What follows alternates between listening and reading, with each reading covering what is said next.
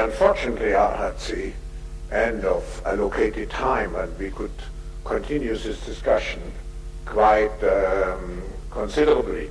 And I'm sure that many of those issues will be taken up in the sessions. But I would like to ask you, President Jonathan, a question, of course, a question of actuality, a question which cannot be avoided.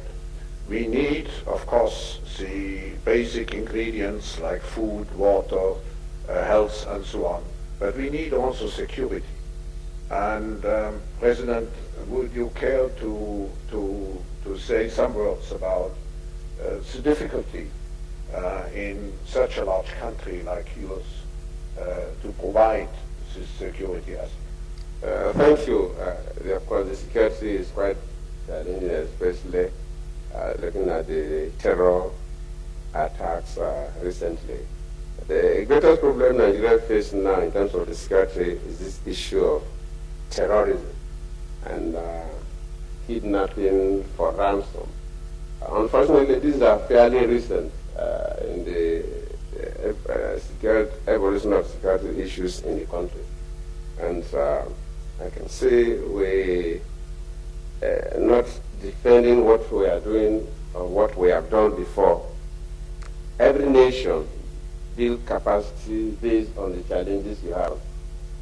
The first time a Nigerian was involved in terror was December 2009, where a Nigerian young man, he grew up abroad, wanted to bring down a plane that was to go to the U.S.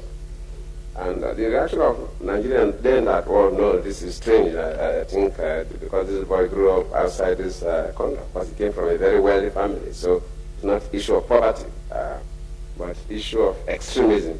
We never knew that we are really moving into crisis. So what I'm saying is that now we are confronted with a strange phenomenon that was never a part of our problem. So it takes time for you to train the people. It takes time for you to build a security architecture. And that is what we are improving on every day. Not too long ago, I gave a total approval of over $1 billion for us to acquire what we require. That is just not enough. But I'm just giving you an example. So of course, these challenges are a bit recent. And I can guarantee that we'll surely bring this under control. Yes, it's difficult for any nation to say that you have a magic wand to wipe out issues and security challenges.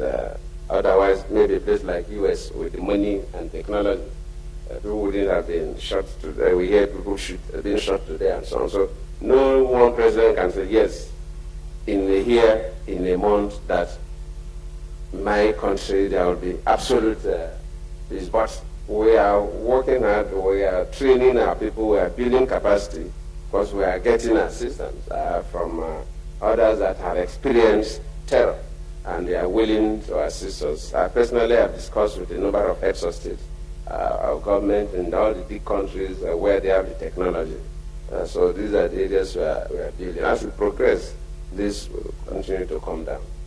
Thank you, Mr. President. And let me highlight it's not only a Nigerian problem. And if I bring it back to the issue we are discussing here, if we do not succeed to create more inclusive growth, this problem will become a more serious problem everywhere in the world.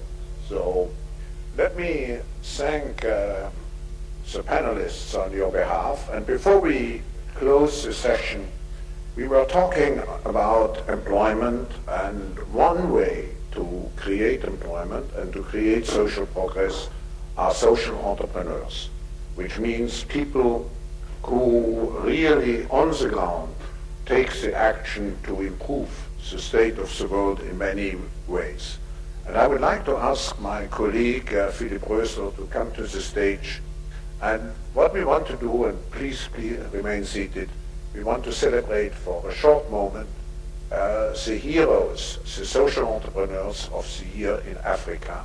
And we want to celebrate them as individuals, but also as role models, which could be followed by thousands of people here in the continent.